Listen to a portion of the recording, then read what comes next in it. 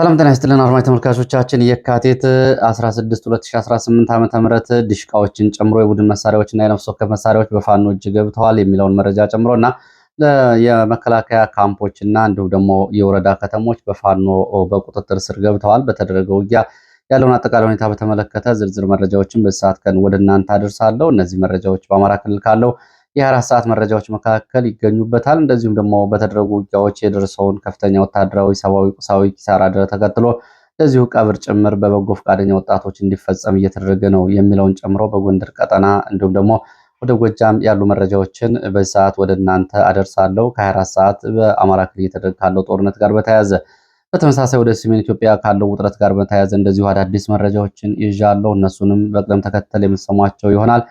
ከሰሜን ኢትዮጵያ ከኢትዮጵያ አጠቃላይ ሁኔታና ከጎረቤት ሀገራት አንጻርም እንደዚሁ አዲስ መረጃ ተሰምቷል። ይሄ እንግዲህ የጦርነቱን ጂኦግራፊ ወይም ደግሞ የጦርነቱን ቀጠና የሚለውጥ መረጃ ነው። በዚህ መረጃ መሰረት እንግዲህ ሁኔታዎች የሚሄዱ ከሆነ ያልተገመቱ ቀጠናዊ ሁኔታዎች ጭምር ሊመጡ ይችላሉ። ጦርነቱ ቀጠናዊ ወይም ደግሞ የጂኦግራፊ ሎኬሽን ለውጥ እያደረገ መሆኑን የሚያሳዩ መረጃዎች ናቸው ዛሬ ያስኳቸው መረጃዎች። እነዚህን ቀጠናዊ መረጃዎች ጨምሮ እንደዚሁ የተለያዩ የሀገር ውስጥ መረጃዎችን እየተከታተላችሁ አብራችሁ እንድትቆዩ ነው በአክብሮት የምጋብዛችሁ። በርካታ መረጃዎች ናቸው ያሉኝ። ከአገር ውስጥ እስከ አፍሪካ ቀንድ ያሉ አጫጭር መረጃዎችን በዚህ ሰዓት ወደ እናንተ አደርሳለሁ። በተለይ በትግራይ ያለው ሁኔታ ምን ይመስላል የሚለውንም እንደዚሁ የ4 ሰዓት መረጃዎች ወደ እናንተ የማደርስ ይሆናል። በደደቢት ቤት ሞሎ ተብሎ የሚጠራው ወልቃይት እዩ አካባቢም እንደዚሁ አዲስ የደረሰ መረጃ አለ። እነዚህና ሌሎች መረጃዎችን ከትግራይ አካባቢ በሰሜን ኢትዮጵያ ያለው ውጥረት እንግዲህ መነጋገሪያ ሆኗል። የኤርትራ የኢትዮጵያና የህወሓት በመሃል ማለት ነው።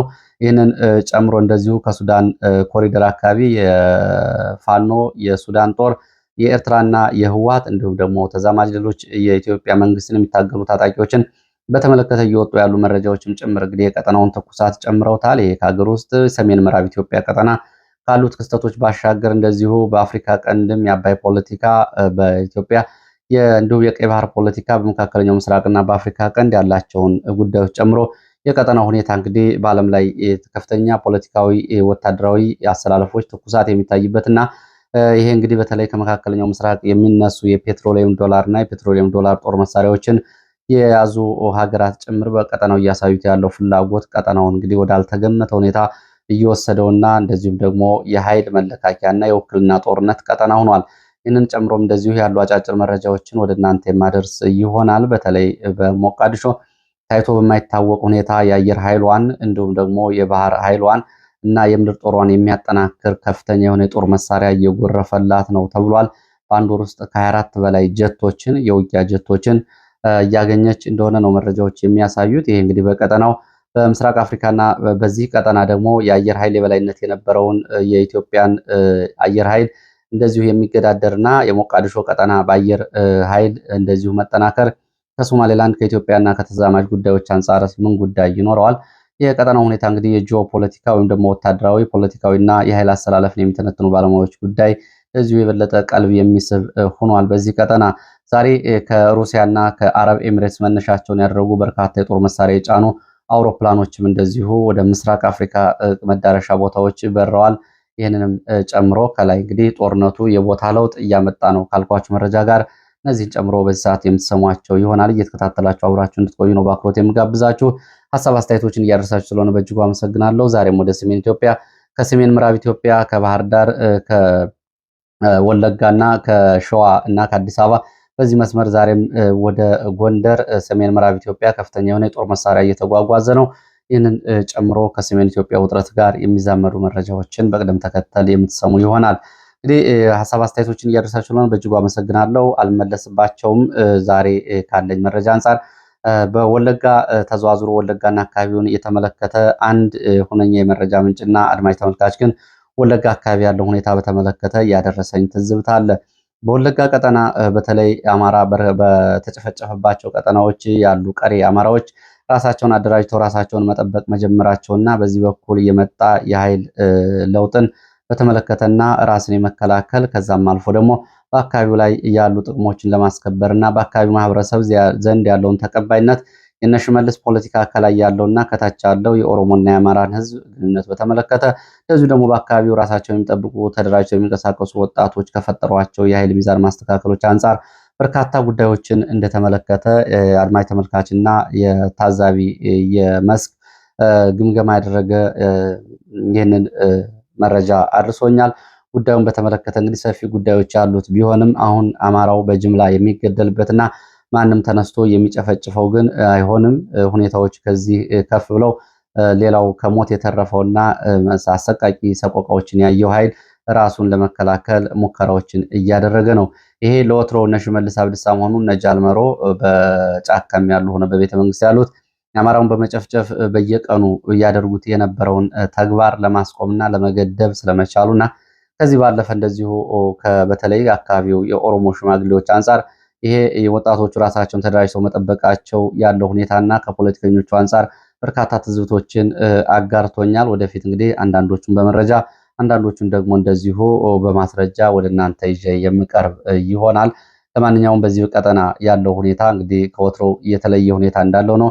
እነ ሽመልስ አብዲሳ በተደጋጋሚ ያደረጓቸው ሙከራዎች ህዝብን ከህዝብ ለማጋጨት በተለይ አካባቢው ካድሬዎችና የጸጥታ ኃይሎች ሁኔታ የከሸፈባቸው ስለመሆኑና በዚህ አካባቢ በተለይ የአካባቢው የአማራ ወጣቶች ራሳቸውን ለመጠበቅ ተደራጅተው በሚንቀሳቀሱባቸው ቀጠናዎች ያለው ሁኔታ በተለይ በዛ አካባቢ የሚኖሩ የኦሮሞ አባገዳዎች ጭምር በቆመው የመሰከሩለት ነው። የህዝቡ ሰላም በመጠበቁ በኩል ይህንን ጨምሮ በርካታ ጉዳዮች አሉ። ከሆሩ ጉዱሩና ምስራቅ ወለጋ አካባቢዎች በተለይ እንግዲህ በአባይ ሸለቆ ትይዩ ባሉት አካባቢዎች አንገርጉትንና እንዲሁም ደግሞ በተደጋጋሚ በርካታ የሞት ሪፖርት ይወጣባቸው የነበሩ ወረዳዎችና ቢደንጎሮን ጨምሮ የሆሩ ጉዱሩ ወለጋ 5 ወረዳዎች፣ የምስራቅ ወለጋ 5 ወረዳዎች እና ተዛማጅ አካባቢዎች ያሉ መረጃዎችን ተዘዋዝሮ የተመለከተ አድማጭ ተመልካች በርካታ ትዝብት ነው ያደረሰኝ።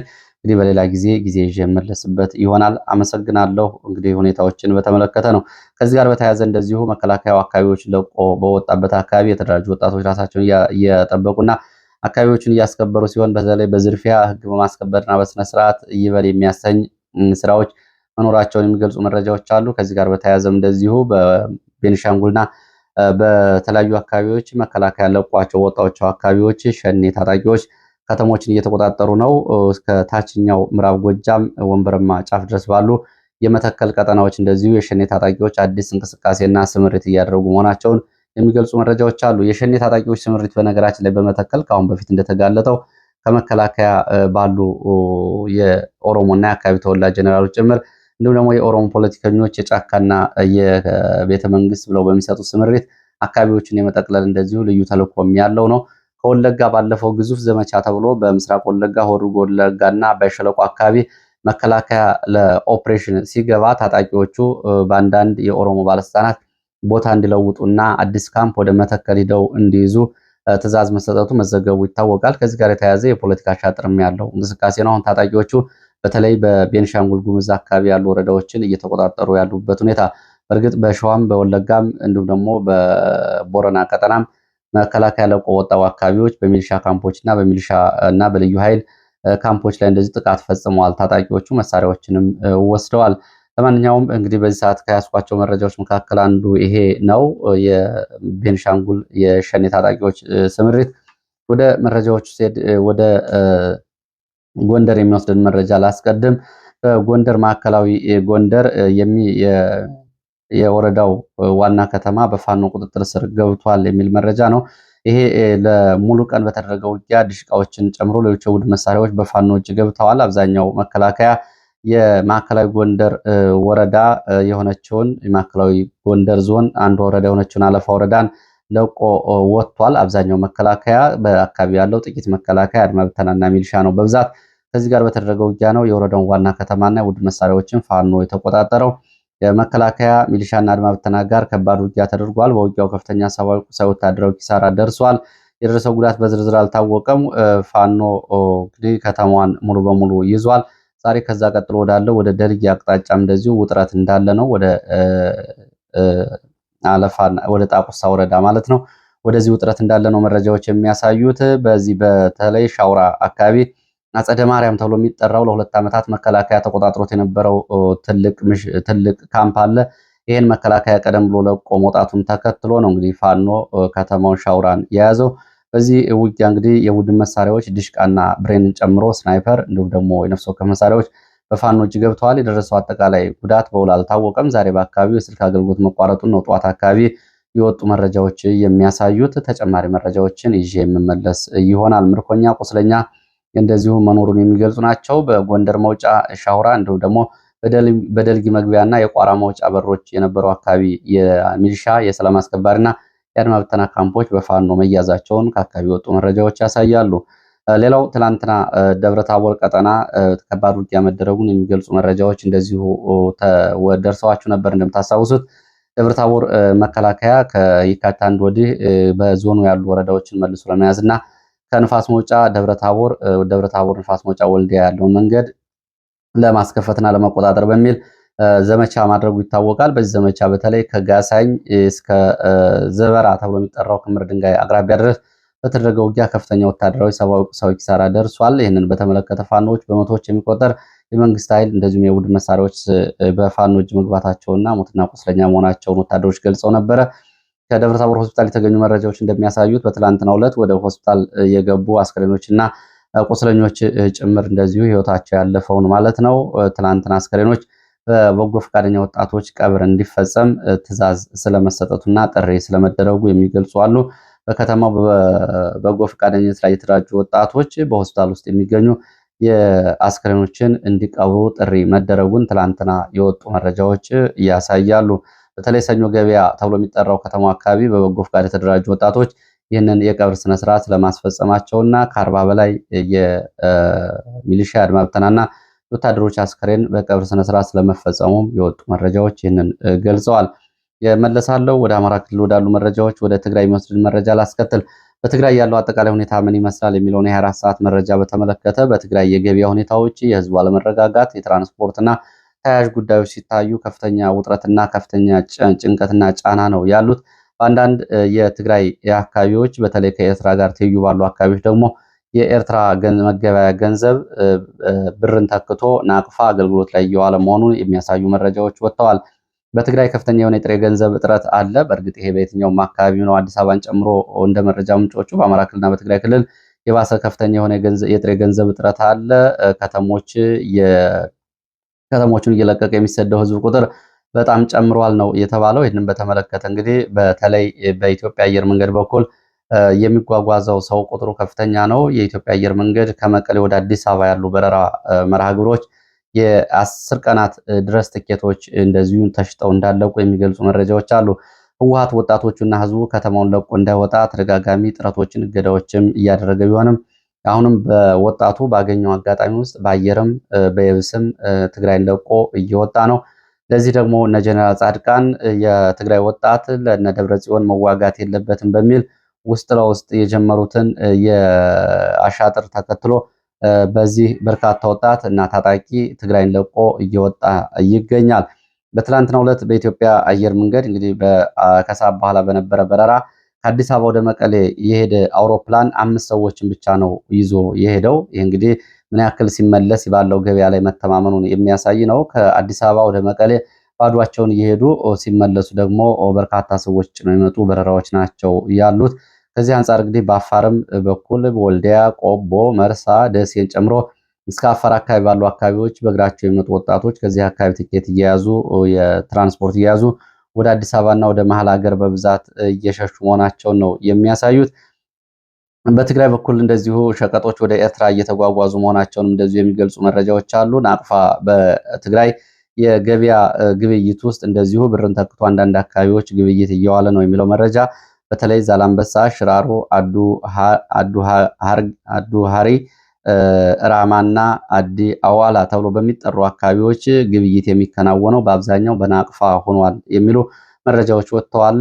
ከኢትዮጵያም እንደዚሁ የተለያዩ ሸቀጣሸቀጥና የእርሻ ምርቶች ወደ ኤርትራ እንደዚሁ ይጓጓዛሉ ነው የተባለው። ጤፍ፣ ስኳር፣ ዘይት፣ እንቁላል፣ በርበሬና አተርን ጨምሮ እንዲሁም ደግሞ ነዳጅና ሌሎች ሸቀጦች ወደ ኤርትራ በትግራይ በኩል ይጓጓዛሉ። በተለይ በራማና በዛላምበሳ በኩል የሚሉ መረጃዎች ናቸው ያሉት። በተቃራኒው በሸራ የተሸፈኑ ተሽከርካሪዎች ከኤርትራ ወደ ትግራይ ኢትዮጵያ ይገባሉ ብለዋል። መነሻቸውን አንዳንዶቹ ሱዳን ያደረጉ መሳሪያ የጫኑ ተሽከርካሪዎች እንደሆኑ ከአሁን በፊት የወጡ መረጃዎች ይህንን ያሳያሉ። ሌላው መረጃ እንግዲህ ህወሓት ጸረ ድሮን መሳሪያዎችን መታጠቁን የሚገልጹ ታማኝ የመረጃ ምንጮች ይህንን አረጋግጠዋል። ሱዳን ሸዋክ ተብሎ በሚጠራ ቦታ ለወራት ስልጠና የወሰዱ የህወሓት ታጣቂዎች ማለት በጸረ ድሮንና በድሮን ቁጥጥር እንዲሁም ደግሞ የድሮን አጠቃላይ ሁኔታ በተመለከተ ስልጠና የወሰዱ ታጣቂዎች አንደኛ ዙር ታጣቂዎች ወደ ትግራይ ስለመግባታቸው መረጃዎች ገልጸዋል። ጸረ ድሮን ስልጠናዎቹን በሱዳን ወታደሮችና በግብፃውያን እንዲሁም ደግሞ በሌሎች የውጭ ሀገር ዜጎች ለህወሓት ታጣቂዎች ስልጠናው እንደተሰጠ ነው መረጃ ምንጮቹ የሚገልጹት።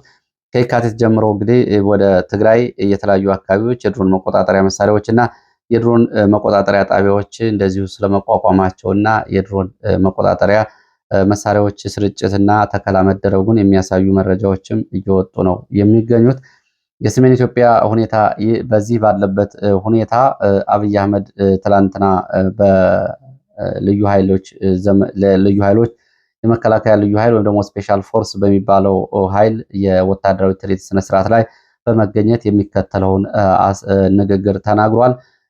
አብይ አህመድ የጦር ኃይሎች አዛዥ ፊልድ ማርሻል ብርሃኑ ጁላ እንደዚሁ ኢታማጆር ሹሙና እንዲሁም ደግሞ የልዩ ዘመቻዎች ወይም ደግሞ የኮማንዶ ዋና አዛዥ ሹማይ አብደታ ናቸው ንግግሮችን ያደረጉት። አብይ አህመድ በንግግሩ ከሞቃዲሾ እስከ ምጽዋ ያለውን የባህር ጠረፍ የሚጠብቅ ኃይል ገንብተናል ነው ያለው። ይህ እንግዲህ ንግግሩ ምን ማለት እንደሆነ ግልጽ ነው። ፊልድ ማርሻል ብርሃኑ ጁላ ደግሞ በቲዮሪ ወይም ደግሞ በክፍል ውስጥ ብቻ ሳይሆን በተግባር እየተዋጋ የሰለጠነ ሰራዊት ገንብተናል ነው ያለው። ጀነራል ሹማ አብደታ ልዩ ኃይሉ አገርና ሕዝብ የሚሰጠውን ተልዕኮ ለመቀበል ዝግጅቱን አጠናቋል የሚል ንግግር አድርገዋል። እንግዲህ ሶስቱም በቅደም ተከተል ይህን ንግግር ያደረጉት አሁን በእርስ በርስ ጦርነት በከፍተኛ ሁኔታ የተሰላቸውን የመከላከያ ኃይልና አጠቃላይ የአየር ወለድ አጠቃላይ ኮማንዶና የአየር ኃይሉን ጭምር በመጥቀስ ነው ይህንን እየተናገሩ ያሉት። መሬት ላይ ያለው ሰራዊት በእርስ በርስ ጦርነት ላለፉት 6 ዓመታት ያለ ረፍት ነው እየተዋጋ ያለው። አሁን ከሞቃዲሾ እስከ ምጽዋ ያለውን ቀጠና ለመጠበቅ የሚያስችል ቁመና አለው ወይ የሚለው እንግዲህ ከውስጥ ጦርነቱ ጋር በተያያዘ የደረሰውን ጉዳት በየቀኑ ሁሉም ኢትዮጵያዊ የሚያውቀው ነው። አሁን ግን እነሱ ይህንን እየተናገሩ ይገኛሉ። ሌላው ወደ እዚህ ቀጠናዊ ለውጡን ያመጣል የተባለውን መረጃ ወደ እናንተ አደርሳለሁ።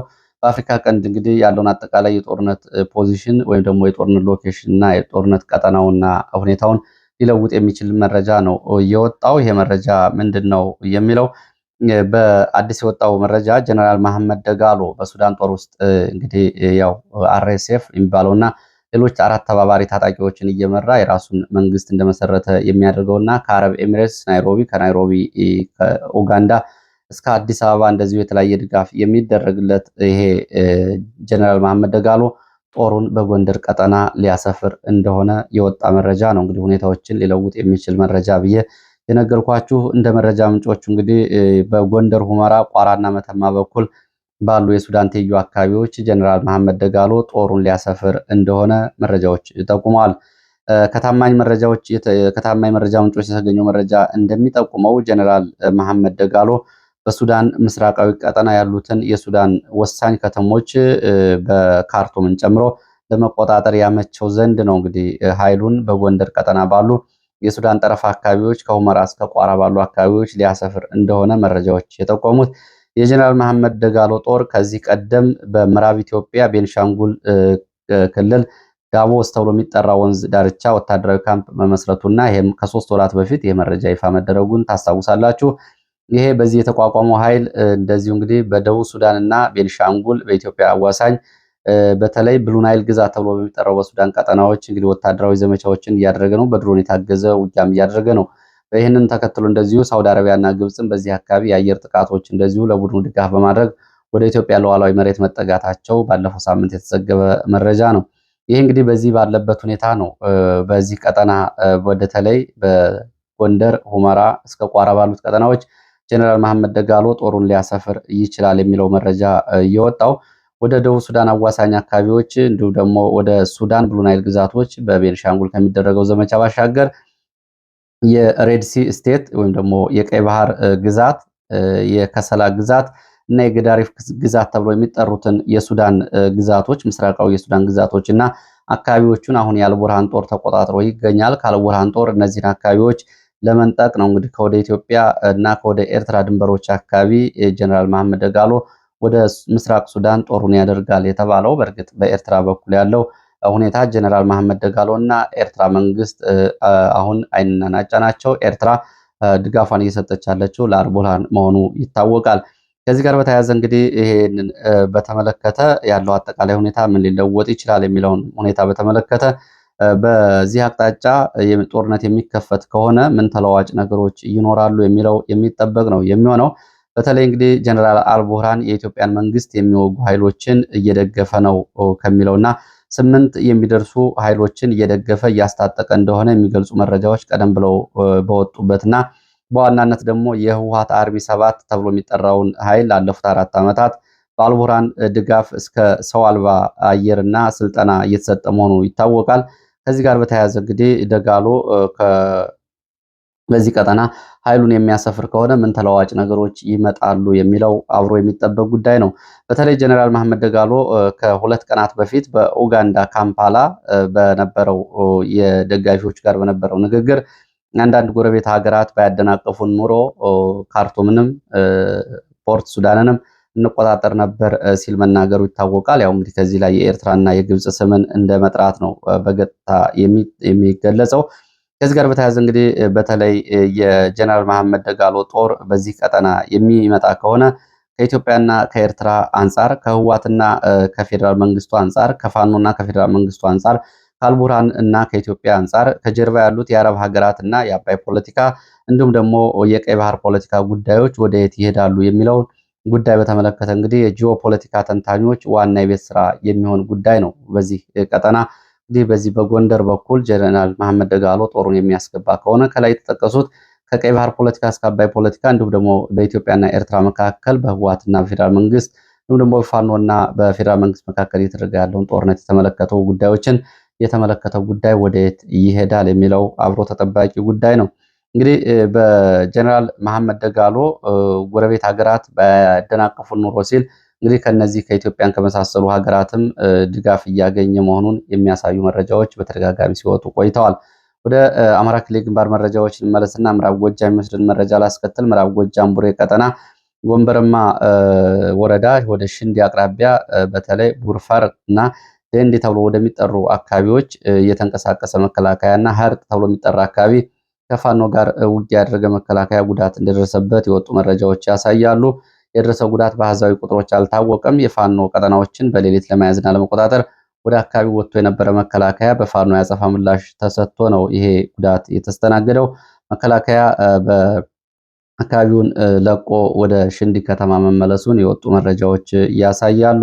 መከላከያ በለቀቃቸው አዳዲስ ቦታዎች እንግዲህ መተከልን ጨምሮ በኦሮሚያ የተለያዩ አካባቢዎች በአማራ ክልልም እንደዚሁ በፋኖም የኦነግ ሸኔ ታጣቂዎችም አካባቢዎችን እየተቆጣጠሩ እንደሆነ የሚያሳዩ መረጃዎች ደግሞ ከየአካባቢዎቹ ወጥተዋል። ሌላው ከህወሓት ጋር በተያያዘ ተጨማሪ መረጃ ላድርስ። በደደቢት ቀጠና ያለ መረጃ ነው። ደደቢት ቀጠና ትላንትና የተኩስ ድምፅ ይሰማ እንደነበር ከአካባቢ የወጡ መረጃዎች ይገልጻሉ። በደደቢት በኩል እንግዲህ በተለይ ለወልቃይት ቤት ሞሎ ተብሎ በሚጠራው አካባቢ ትይዩ አካባቢዎች ነው ትናንትና ተኩስ ይሰማ የነበረው። ተኩሱን በተመለከተ የደረሰ ዝርዝር መረጃ እና የወጣ መረጃ የለም። ተኩስ ይሰማ ነበር ያሉት የመረጃ ምንጮቹ የህወሓት አርሚ 17 እና አርሚ 43 ተብሎ የሚጠሩ ታጣቂ ኃይሎች በሰፈሩበት ቀጠና ነው ተኩስ ይሰማ የነበረው ብለዋል። መከላከያ ለመጀመሪያ ጊዜ እንግዲህ ከ4 ዓመታት በኋላ ወደ ትግራይ ተከዜን ተሻግሮ በዚህ ቀጠና የተወሰነ ኃይሉን ማስፈሩን የመረጃ ምንጮቹ ገልጸዋል። ይሄ ከባለፈው የካቲት 13 ከ3 ቀናት በፊት ነው መከላከያ በዚህ ቀጠና ወደ ደደቢት የተወሰነ ኃይሉን አሻግሮ እያሰፈረው። ከዚህ ጋር የተያያዘ ይሁን ወይስ ደግሞ ሌላ የታወቀ ነገር የለም። ተኩሱ ለግማሽ ሰዓት የቆየ ተኩስ እንደነበር ነው የተገለጸው።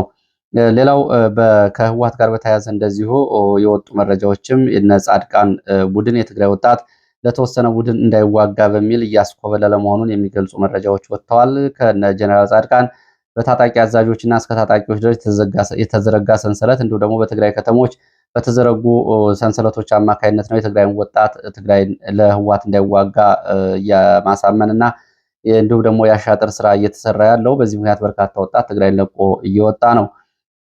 ሌላው ደብረጽዮን ለዲያስፖራው ያቀረበው የገንዘብ ጥሪ እንደዚሁ ድጋፉ እንደሚጠበቀው ምላሽ አላገኘም ተብሏል። ዲያስፖራው ገንዘብ እንዲያዋጣ ዶክተር ደብረጽዮን ባለፈው ሳምንት ጥሪ ቢያቀርቡም ያልተጠበቀ ምላሽ ነው የተሰጠው ከትግራይ ዲያስፖራ። የትግራይ ዲያስፖራ ተወላጆች እነ ደብረጽዮን ካሁን በፊት በብድር የወሰዱትን ገንዘብ ኦዲት እንዲያመጡ እንዲሁም ደግሞ አሁን ደግሞ በቂ ገንዘብ እንደሌለ ነው ምላሽ እየተሰጣቸው።